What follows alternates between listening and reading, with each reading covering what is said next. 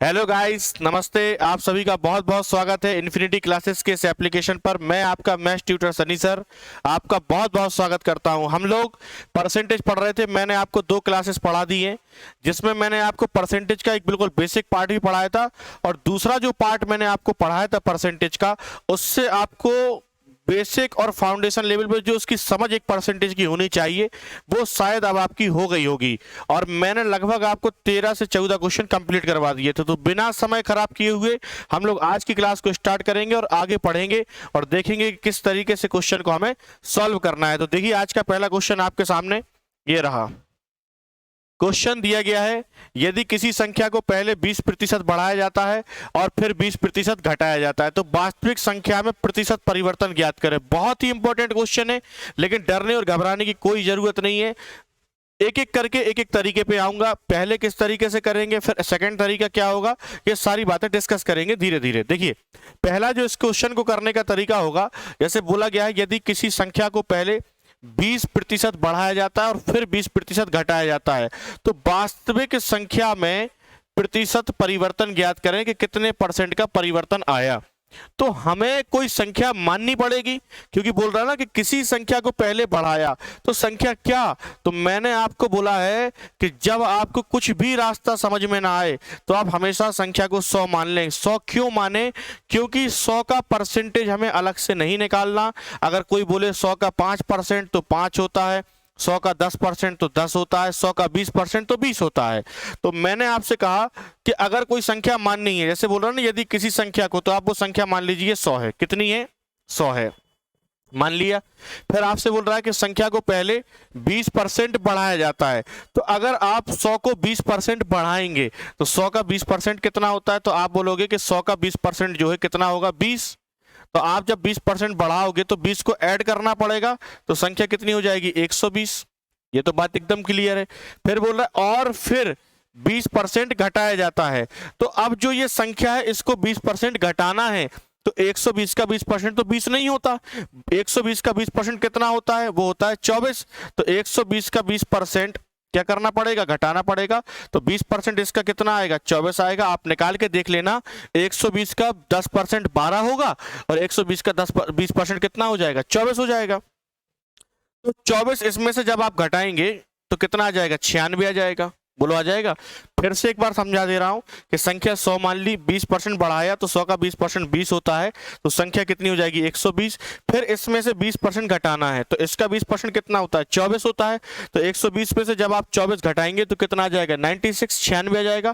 फिर हमसे कह रहा है, तो वास्तविक संख्या में प्रतिशत परिवर्तन ज्ञात करें। तो वास्तविक संख्या तो आपने 100 मानी थी, और इन दो के बाद कि पहले 20% बढ़ाया फिर घटाया, तो संख्या कितनी हो गई? 96 हो गई। तो कितने का परिवर्तन आया? तो आप बोलोगे कि अगर संख्या 100 थी और संख्या 96 रह गई है, इसका मतलब है कि संख्या में 4 की कमी हो गई है। बोलो, हो गई है कि नहीं? तो संख्या 4 कम हो गई है। किसकी तुलना में? 100 की तुलना में। और मैंने पहली क्लास में बताया था कि 100 की जब आप किसी से तुलना करते हैं तो वही परसेंटेज कहलाता है। तो आप इस कंडीशन में कह सकते हैं कि 4% की क्या हो जाएगी? कमी। तो वास्तविक संख्या जो है उसमें 4% की कमी होगी, मतलब ऑप्शन ए बिल्कुल सही आंसर होगा। बोलो, बात सही है? इतना आपको समझ में आ गया होगा। इसको लेके फिर मैं इसके बाद आपको दूसरा तरीका बताता हूं इसी सवाल को करने का।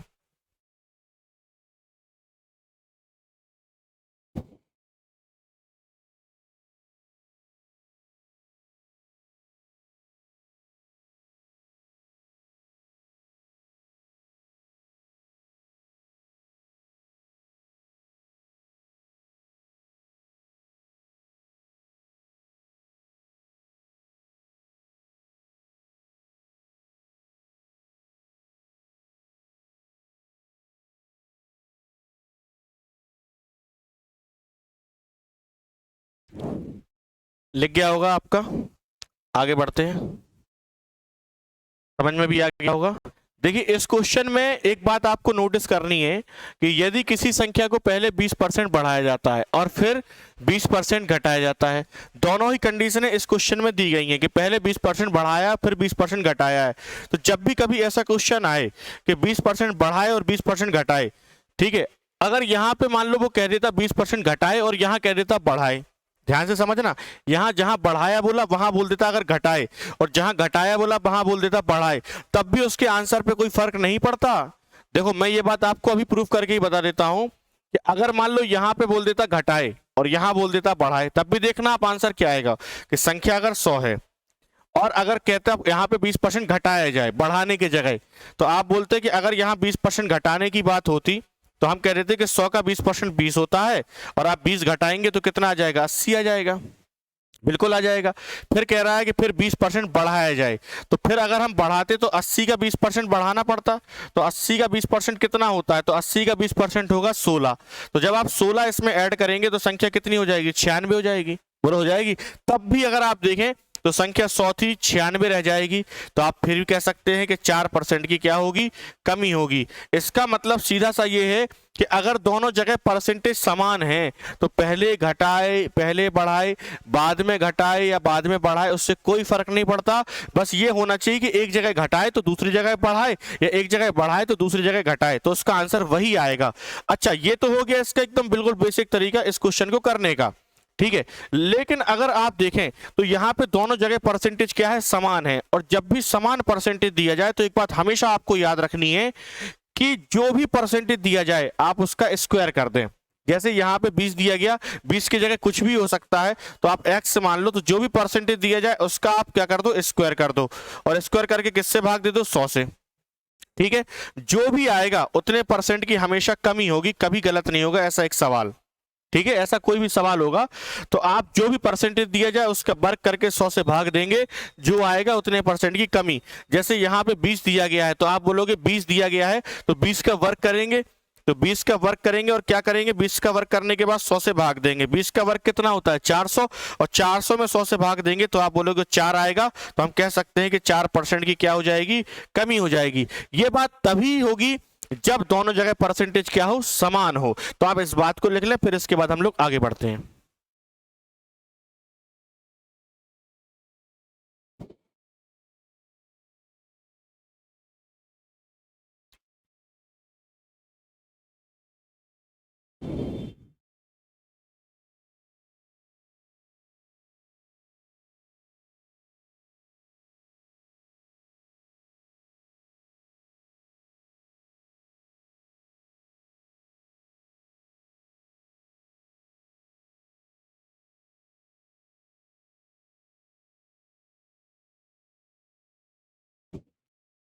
लिख लिया होगा आपने।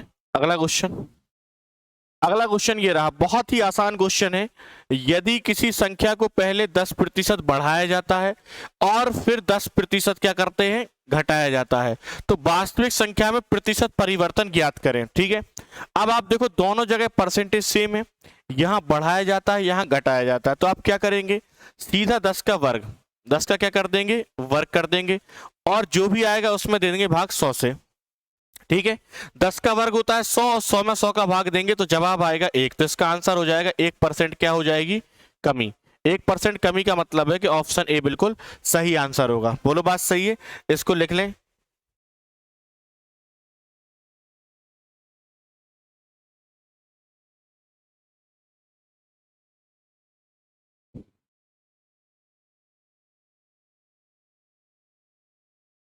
लिख लिया होगा। अगला क्वेश्चन, एक संख्या को पहले 20% घटाया जाता है। ध्यान से समझिएगा, एक कोई संख्या जिसे पहले 20% घटाया जाता है और फिर घटी हुई संख्या को 20% बढ़ाया जाता है। ठीक है, तो परिणाम वास्तविक संख्या से 30 कम हो जाता है। तो परिणाम वास्तविक संख्या से 30 कम हो जाता है, तो वास्तविक संख्या क्या है। कोई भी संख्या वास्तविक होगी तो वो अपने आप में हमेशा 100% होगी। ये बात आपको क्लियर पहले दिन बता चुका हूं। ठीक है, कोई भी संख्या अपने आप में 100% होती है। ठीक है, तो 20% पहले घटाया जाए और फिर घटी हुई संख्या को 20% बढ़ाया जाए। अगर सवाल सिर्फ इतना है, अगर सवाल सिर्फ इतना है कि 20% घटाया जाए फिर 20% बढ़ाया जाए, और इसमें अगर कोई पूछता कि वास्तविक संख्या में कितने परसेंट का परिवर्तन आता, तो हम कहते हैं कि 20% की अगर बात है तो 20% के लिए अभी अभी हमने सॉल्व किया कि 20 का वर्ग करेंगे 400 आएगा, 100 का भाग देंगे तो 4 आएगा। तो इस कंडीशन के लिए हम कह सकते हैं कि 4% की क्या हो जाएगी, कमी हो जाएगी। बोलो भैया हो जाएगी कि नहीं? अगर हम ऐसा करेंगे किसी संख्या को कि पहले घटाएं 20% फिर बढ़ाएं 20%, तो उस संख्या में 4% की कमी आ जाएगी। ठीक है, तो 4% की कमी होनी चाहिए, लेकिन वो कह रहा नहीं, तो परिणाम जो है वो वास्तविक संख्या से 30 कम हो गया। हमने देखा कमी 4% की होनी चाहिए, लेकिन वो कह रहा नहीं, कमी कितने की आई है? 30 की। बोलो बात सही है? तो हम कह सकते हैं कि जो 4% है वो 30 के बराबर है। अब अगर 4% 30 के बराबर है तो 1% की वैल्यू कितनी होगी? 4 सते 28 पॉइंट और 4 पंचे 20, तो 1% की वैल्यू आ जाएगी 7.5। और पूछ रहा वास्तविक संख्या, वो तो 100% होगी, तो 1% की वैल्यू अगर 7.5 है तो 100% की वैल्यू कितनी हो जाएगी? तो 100 का गुणा करेंगे तो जवाब आएगा 750। इसका मतलब है वो वास्तविक संख्या जो रही होगी उसका मान 750 होगा। लिखें इसको।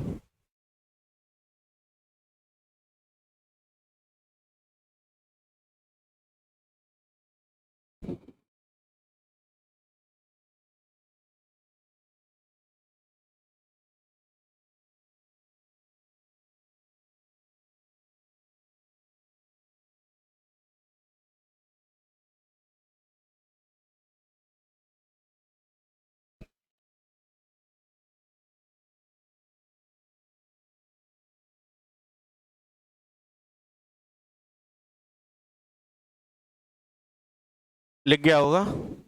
अगला क्वेश्चन। अगला क्वेश्चन है, किसी वस्तु की कीमत पहले 20% बढ़ाई जाती है और फिर दोबारा 10% बढ़ाई जाती है। अच्छा, अब देखो दोनों जगह परसेंटेज अलग हैं, तो आपको वस्तु की कीमत कुछ माननी पड़ेगी। तो कुछ मानने से अच्छा है आप मान लें 100। मैंने वस्तु की कीमत कितनी मान ली कि पहले भैया वस्तु की कीमत 100 थी, बोल रहा है कीमत पहले 20% बढ़ाई जाती है। ठीक है, और फिर दोबारा 10% बढ़ाई जाती है। यदि बढ़ी हुई कीमत 99 रुपए हो तो वास्तविक कीमत क्या होगी? तो वास्तविक कीमत हमने मान ली 100। अब पहले बोला गया है कि इसको 20% बढ़ाया जाता है, तो इसको 20% जब आप बढ़ाएंगे तो 100 का 20% 20 होता है, तो कितना हो जाएगी वस्तु की कीमत? 120 हो जाएगी।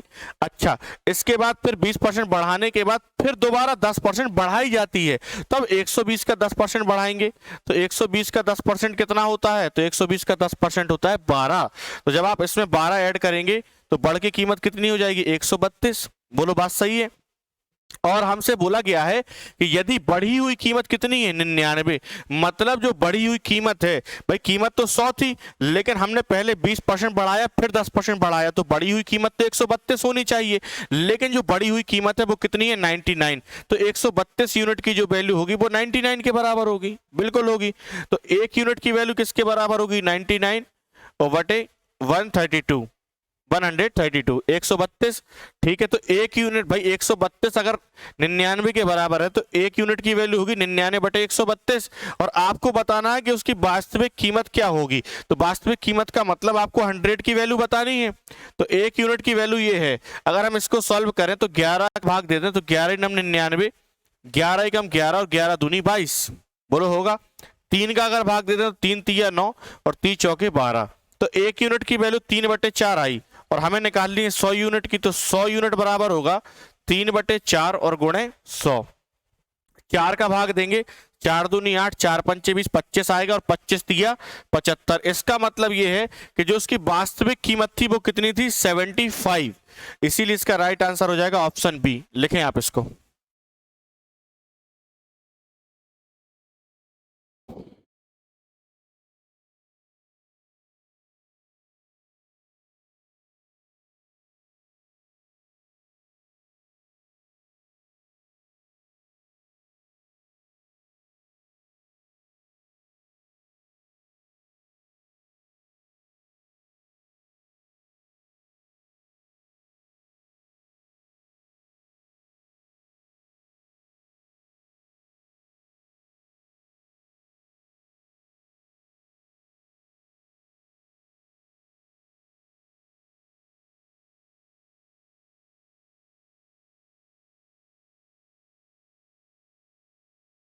लिख लिया होगा? आगे बढ़ते हैं। देखिए, कमल के पास कुछ सेब हैं। ठीक है, बहुत बहुत ही आसान क्वेश्चन है। कमल के पास कुछ सेब हैं, उसने जितने खाए उससे 40% अधिक बेचे। यदि उसने 70 सेब बेचे तो बताइए कि उसने कितने सेब खाए। मैं आपको फिर एक बार हिंट कर दे रहा हूं कि गणित में आप कॉन्सेप्ट सीख सकते हैं, लेकिन सवाल लगाने का तरीका डिपेंड करता है आपकी बुद्धि पर कि आपका दिमाग उस समय कैसे चलता है। सवाल आप देखें और आपको समझ में आ जाए कि ये करना है, तब तो सवाल बनेगा। क्योंकि कंपटीशन में ऐसा बिल्कुल नहीं है कि जैसा पढ़ाया जाता है एग्जैक्ट वैसा ही आता है, उससे रिलेटेड आएगा लेकिन एग्जैक्ट बिल्कुल कभी नहीं आता। ठीक है, जैसे ये सवाल है कि कमल के पास कुछ सेब हैं, तो मैंने कहा कमल के पास कितने सेब हैं, तो आप फिर बोलोगे कि 100 मान लो। 100 मानना सबसे आसान, तो मैंने मान लिया कि कमल के पास 100 हैं। ठीक है, 100 यूनिट सेब हैं। उसने जितने खाए, उसने जितने खाए, अच्छा अब कुछ सेब हैं, तो अब ये लाइन तो काम की नहीं रहेगी क्योंकि यहां पे कंडीशन किसके बीच में दी गई है, उसने जितने खाए उससे 40% अधिक बेचे। तो मैंने कहा भैया कि उसने 100 खाए, कितने खाए, 100 खाए, क्योंकि कहा ना जितने खाए उससे 40% अधिक बेचे। तो मैंने कहा अगर 100 खाए होंगे तो 40% अधिक बेचे होंगे, तो इसका मतलब है कि 100 का 40% 40, तो बेचे कितने होंगे, 140। भाई ये खाए होंगे, अगर मैं मान लूं कि 100 खाए हैं तो बेचे कितने होंगे, 140 बेचे होंगे। ठीक है, और बाद में कह रहा यदि उसने 70 सेब बेचे तो बताइए कि उसने कितने सेब खाए। तो मैं कह रहा हूं कि अगर 100 खाए तो 140 बेचे, क्योंकि ऐसा पहले ही बोल रहा है कि जितने खाए उससे 40% अधिक बेचे हैं। लेकिन 70 सेब बेचे तो बताओ कितने सेब खाए। तो भैया इस 140 के बराबर कितना वो कह रहा है 70, सॉरी 140 यूनिट की वैल्यू किसके बराबर हो जाएगी, 70 की, क्योंकि हमारे हिसाब से 100 खाए 140 बेचे, लेकिन बेचे कितने हैं, 70। तो 140 यूनिट की वैल्यू 70 है, तो आप देखें कि 140 का जस्ट आधा है 70। तो खाए कितने होंगे, खाए 100 नहीं होंगे, फिर इसका आधा कितना हो जाएगा, 50। तो 100 यूनिट की वैल्यू 50 होगी, इसका मतलब है कि 50 सेब खाए होंगे। लिखें आप इसको।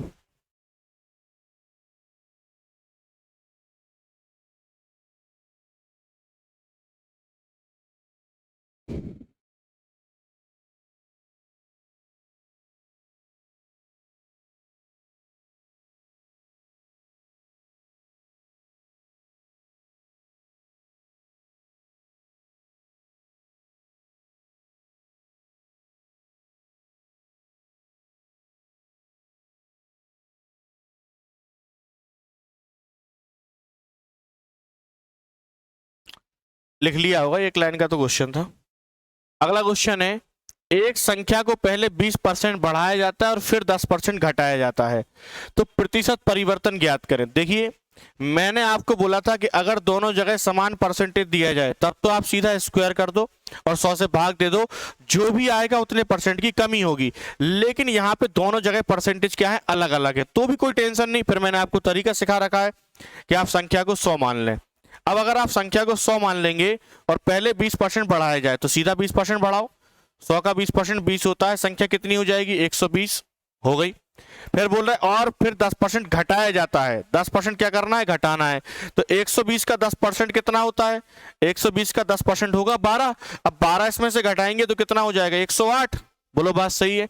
कह रहा है तो प्रतिशत परिवर्तन ज्ञात करें, तो संख्या 100 थी और ये सब करने के बाद कितनी बची, 108। तो आप कहोगे कि इस बार 8 प्लस है, किस पर है, 100 पे, क्योंकि थी तो 100 और 100 से 108 तो 8 ज्यादा है, तो हम कह सकते हैं कि 8% की क्या हो गई, वृद्धि हो गई। यही इस क्वेश्चन का आंसर है, 8% इंक्रीज हो जाएगा। ठीक है, लिखें आप इसको।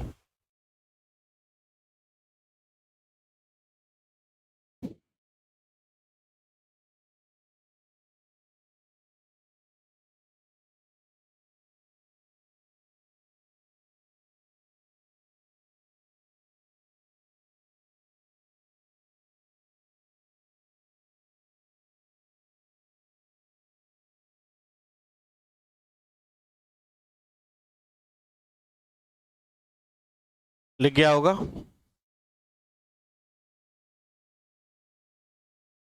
अगर आपको कभी लगे लिखने का समय कम दे रहे हैं तो आप मैसेज कर सकते हैं, कॉल से ही बता सकते हैं, और अगर कोई प्रॉब्लम नहीं है तो वीडियो को पुश करके भी आप लिख सकते हैं। अगला क्वेश्चन, अगर किसी आयत की लंबाई 37.5% बढ़ा दें और चौड़ाई 20% घटा दें तो क्षेत्रफल पर क्या फर्क पड़ेगा। तो ऐसे सवाल भी बड़े आसान होते हैं। आपको क्षेत्रफल पता होना चाहिए कि आयत का क्षेत्रफल क्या होता है।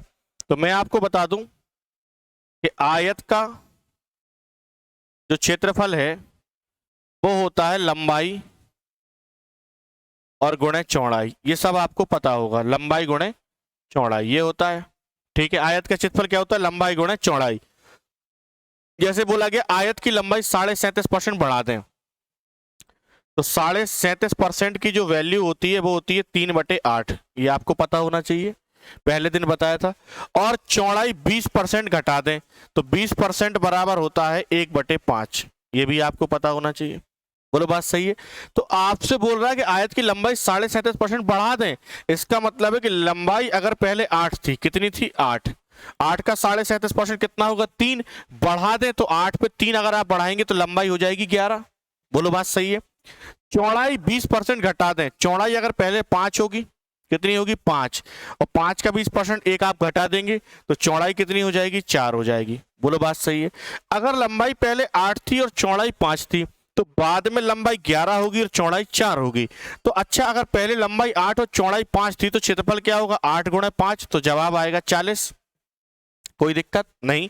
अच्छा, बाद में लंबाई 11 और चौड़ाई 4 है तो क्षेत्रफल क्या होगा 11 गुणे 4, तो जवाब आएगा 44।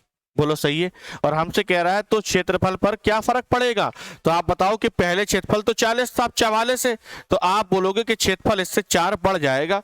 4 बढ़ जाएगा किसकी तुलना में, पहले वाले 40 की तुलना में। और प्रतिशत के लिए किससे गुणा करेंगे, 100 से करेंगे। 0 से 0 कट जाएगा, 4 से 4 क्रॉस हो जाएगा, और जवाब आएगा कि क्षेत्रफल में 10% की क्या हो जाएगी, वृद्धि हो जाएगी। 10% की वृद्धि, मतलब ऑप्शन बी बिल्कुल सही होगा। बात एकदम समझ में आ गई होगी, बिल्कुल भी कठिन नहीं है, लिखें आप इसको।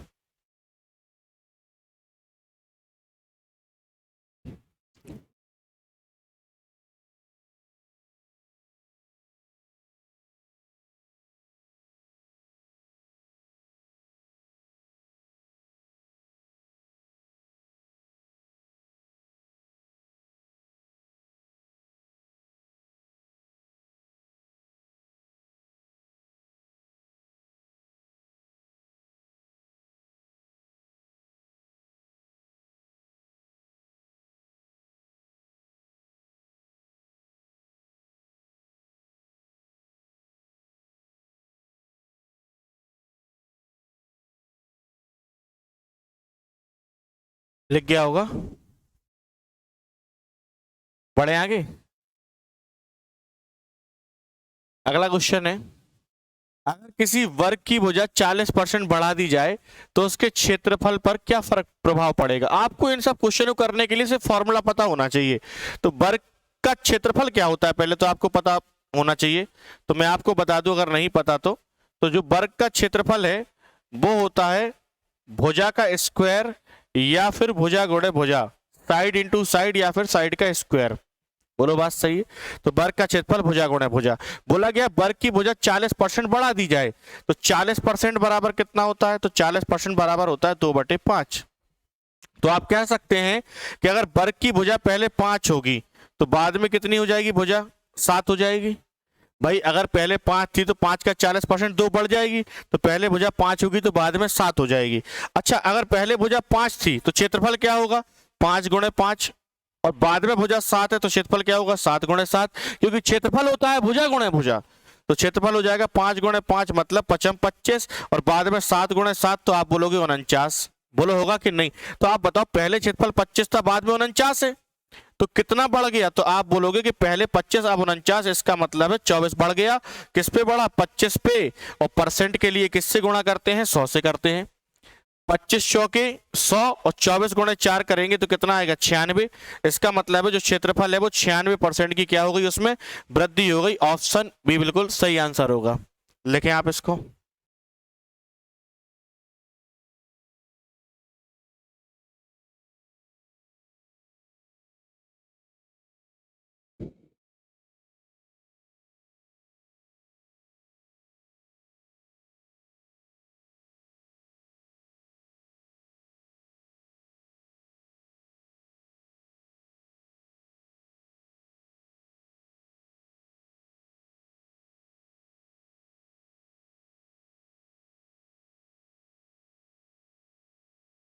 लिख गया होगा।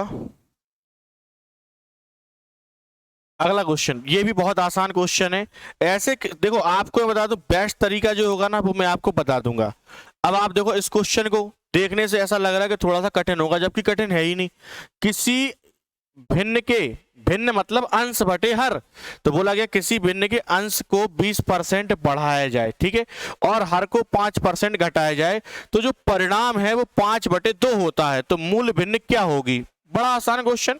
मैंने कहा भैया मूल भिन्न x/y है, अंश x है और हर क्या है y है। मैंने मूल भिन्न को माना x/y है, तो x का जो मान होगा भाई, x कोई ना कोई संख्या तो होगी, वो अपने आप में 100% होगी, और y भी कोई संख्या होगी, वो भी अपने आप में 100% होगी। ठीक है, बनी रहने दो।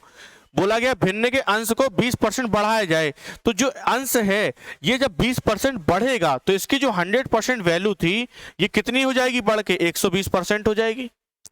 जब ये 20% इंक्रीज करेगा तो ये 120% बराबर हो जाएगा, और हर को 5% घटाया जाए, तो अगर ये 100% था, 5% घटेगा तो कितने परसेंट रह जाएगा? 95%।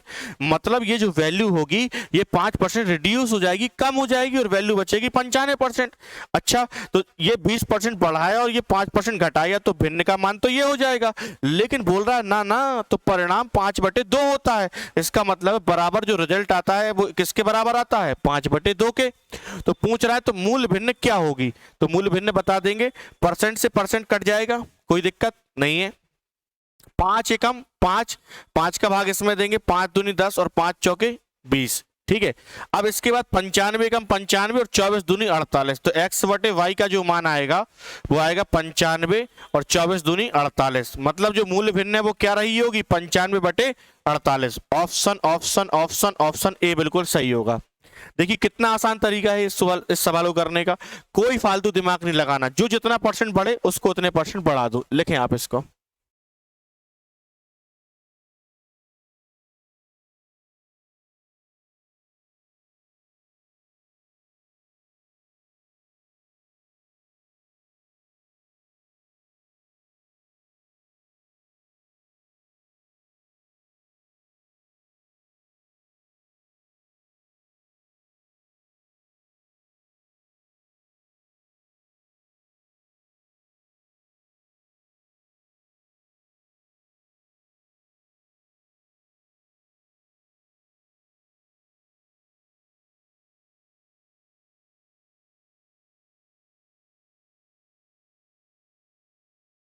लिख गया होगा, आगे बढ़ते हैं। अगला क्वेश्चन बिल्कुल सेम वैसा ही क्वेश्चन है जैसा अभी पिछला क्वेश्चन करवाया है। देखिए किसी भिन्न के अंश को 300% बढ़ाया जाए, तो आप भिन्न मान लो x/y, सिंपल।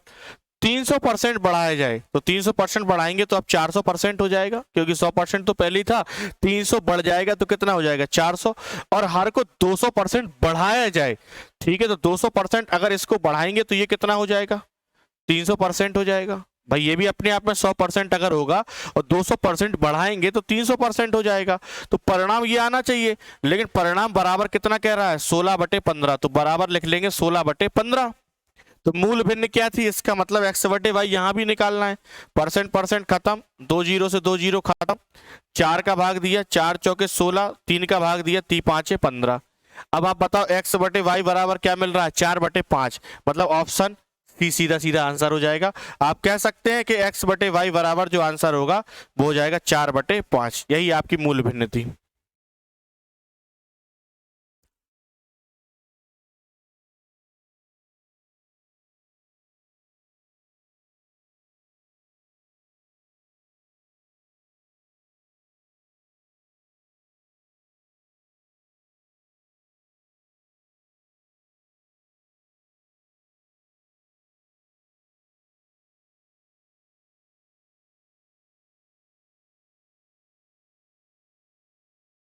आगे बढ़ते हैं।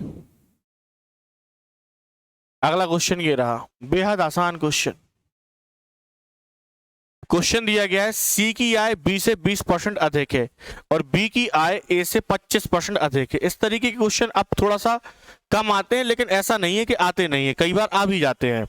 तो ए बी सी तीनों लोग हैं, तो हम सबसे पहले तो ए बी सी लिख लें, आय की बात तो बाद में कर लेंगे। लिख लिया। सी की आय बी से 20% अधिक है। 20% की जो वैल्यू होती है वो होती है 1/5। बार बार लिखना पड़ता है, लेकिन आपको समझना पड़ेगा कि ये समय बर्बाद करने के अलावा कुछ नहीं है। 20% बराबर क्या होता है, 1/5, और यहाँ 25% लिखा तो ये भी लिख ही लेते, नहीं तो फिर ये लिखना पड़ेगा। 25% बराबर होता है 1/4। सी की आय बी से 20% अधिक है, तो इसका मतलब है कि इसकी अगर 5 होगी तो सी की 20% अधिक कितनी हो जाएगी, 6। बोलो बात सही है, बिल्कुल सही है। और बी की आय ए से 25% अधिक है, तो बी की आय ए से 25% अधिक है, तो 25% बराबर 1/4।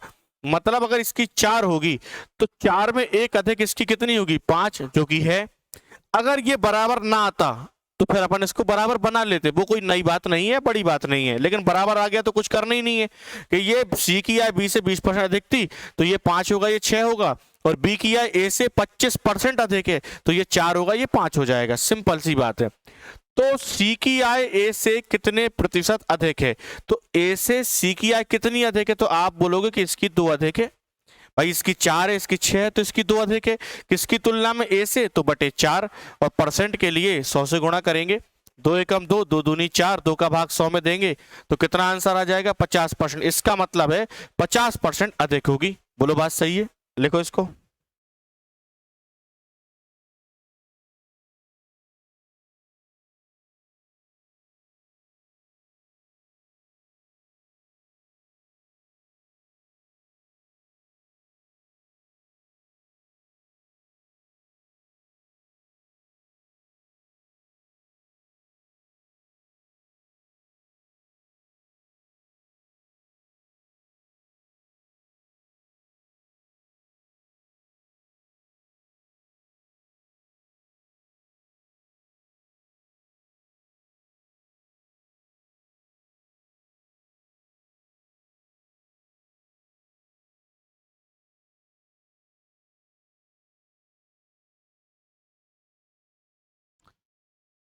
लिख गया होगा।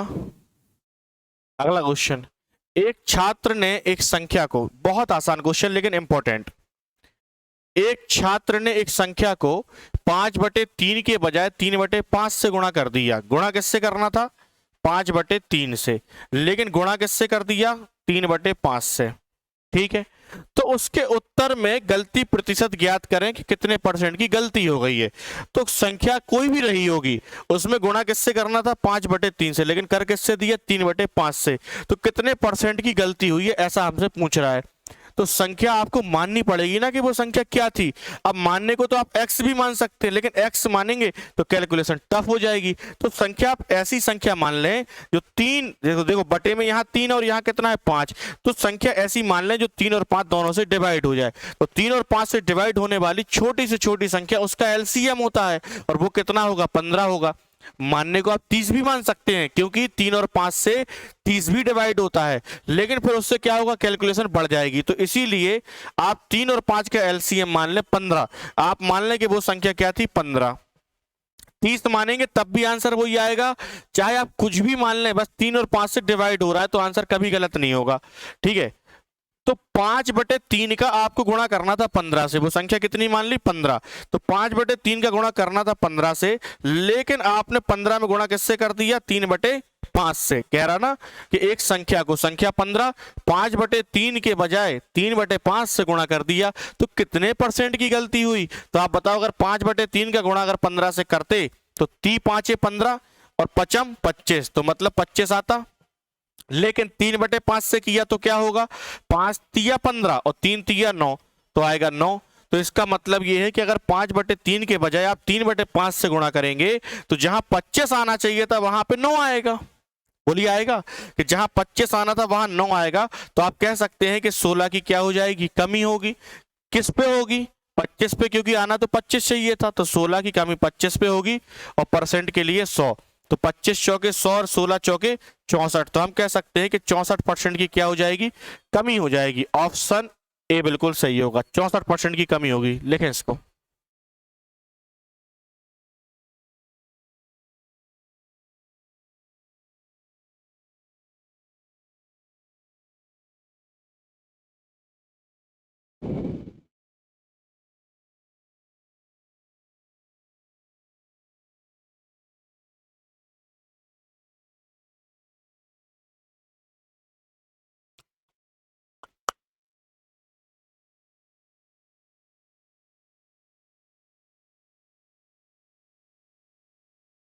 लिख लिया होगा आपने। अगला क्वेश्चन ये देखिए, सेम वैसा ही क्वेश्चन है, अब आप खुद भी कर सकते हैं, बाकी मैं तो बता ही रहा हूं। एक छात्र किसी संख्या को 4/3 के बजाय 3/4 से गुणा कर देता है, तो उत्तर में गलती प्रतिशत बताएं। तो संख्या ऐसी ले लेंगे जो 3 और 4 से कटे, तो वो तो हो जाएगी 12। तो हम कह देंगे कि 12 में गुणा करना था 4/3 से, लेकिन 12 में गुणा कर दिया 3/4 से। बोलो बात सही है, कोई दिक्कत नहीं है। तो अगर 4/3 से करते तो 3 चौके 12 और 4 चौके 16, तो जवाब 16 आता। लेकिन 4 तिया 12 और 3 तिया 9, तो जवाब कितना आ गया? 9 आ गया। तो आप तुरंत बोलेंगे कि आना 16 था लेकिन आया 9 है। इसका मतलब है कि 7 की कमी हो गई। किस पर हुई? 16 पे, और परसेंट के लिए 100 पे। बोलो बात सही है। 4 चौके 16, 4 का भाग देंगे 25, 25 का गुणा 7 से करेंगे 175/4, फिर 4 का भाग देंगे 4 चौके 16, 1 बचेगा, 4 तिया 12, कितना बचेगा? 3। तो 43 सही 3/4% की क्या हो जाएगी? कमी हो जाएगी, क्योंकि आना 16 था, आया 9, तो 43 सही 3/4% की कमी होगी। ये ऑप्शन ये वाला सही है, गलत गलत गलत लिखा हुआ है, 433 नहीं होगा, 43 सही 3/4% होगा। तो यही इसका आंसर होगा, ऑप्शन ए। बोलो सही है, लिखो इसको।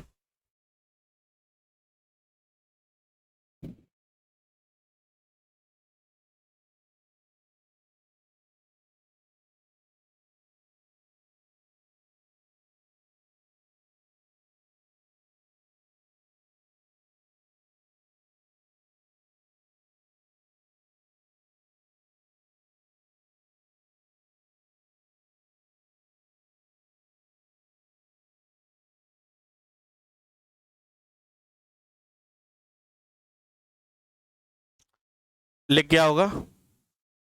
अगला क्वेश्चन ये रहा, बड़ा आसान क्वेश्चन है, और ये क्वेश्चन आपसे बता दूं कि एसएससी सीएचएसएल में पूछा भी गया है। एसएससी सीएचएसएल में आया ये क्वेश्चन है, और बहुत इंपॉर्टेंट तो नहीं कह सकते, लेकिन ठीक है। अब इसमें सिर्फ ये है कि एकदम से कोई नया क्वेश्चन देख के आप कहीं घबराते तो नहीं है, बाकी कठिन तो बिल्कुल नहीं है। देखना, सॉरी, यदि आधार बिंदुओं को इस प्रकार परिभाषित किया जाए कि 1% 100 आधार बिंदुओं के बराबर है। मतलब अगर मैं आधार बिंदुओं की बात करूं तो 1% बोलूं या फिर 100 आधार बिंदु बोलूं, दोनों बातें एक ही है, क्योंकि बोला गया है कि 1% 100 आधार बिंदुओं के बराबर है। सिंपल है। तो 1% बराबर 100 आधार बिंदु। तो कितने आधार बिंदु 62.5% से 82.5% अधिक हैं? तो आप बताओ कि 62.5% से 82.5%, तो 82.5% 62% से कितना अधिक है? तो आप बोलोगे तो सर 20% अधिक है। भाई 82.5 62, इनके बीच का डिफरेंस कितने का होगा? 20% का अंतर होगा ना। तो कितने आधार बिंदु आएंगे? तो आप बोलोगे कि अगर 1% 100 आधार बिंदु हैं तो 20% का मतलब हो जाएगा 20 से गुणा कर देंगे, तो जवाब आ जाएगा कि 2000 आधार बिंदु होंगे। बस ऑप्शन डी बिल्कुल सही, खत्म। लिखें इसको।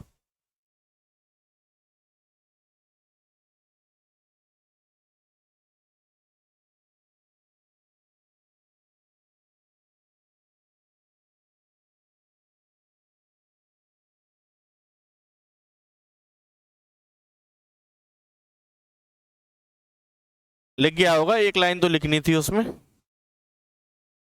अगला क्वेश्चन, चीनी के मूल्यों में 20% की वृद्धि हो जाती है, तो चीनी की खपत को कितने प्रतिशत कम करना होगा ताकि चीनी पर खर्च अपरिवर्तित रहे?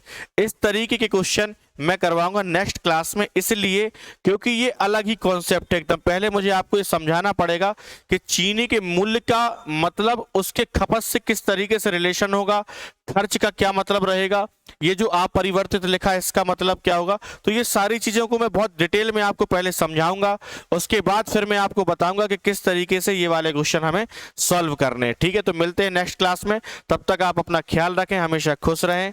धन्यवाद। जय हिंद, भारत माता की जय।